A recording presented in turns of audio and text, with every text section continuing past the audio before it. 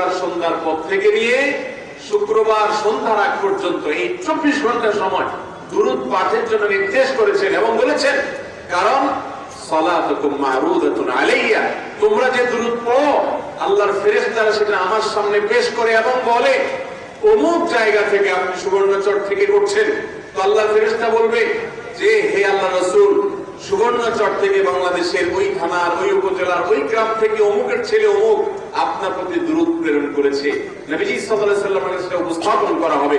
অতএব আমরা এই জুমার রাতের আমলটা করব তো ইনশাআল্লাহ। ভাইরা আমার, আপনি যদি আমাকে জিজ্ঞাসা করেন যে ভাই একটা আমলের কথা বলেন যে আমলটা আমার সকল কিছুর জন্য যথেষ্ট হয়ে যাবে, তো আমি বলবো সেটা হলো দুরূদের আমল। নবী সাল্লাল্লাহু আলাইহি ওয়াসাল্লাম বলেছেন, যে ব্যক্তি দুরূদকে নিয়মিত করবে, আঁকড়ে ধরবে, যত বড় বিপদে থাকুক না কেন বিপদ থেকে উদ্ধারের পথ আল্লাহ তাকে দেখাবে।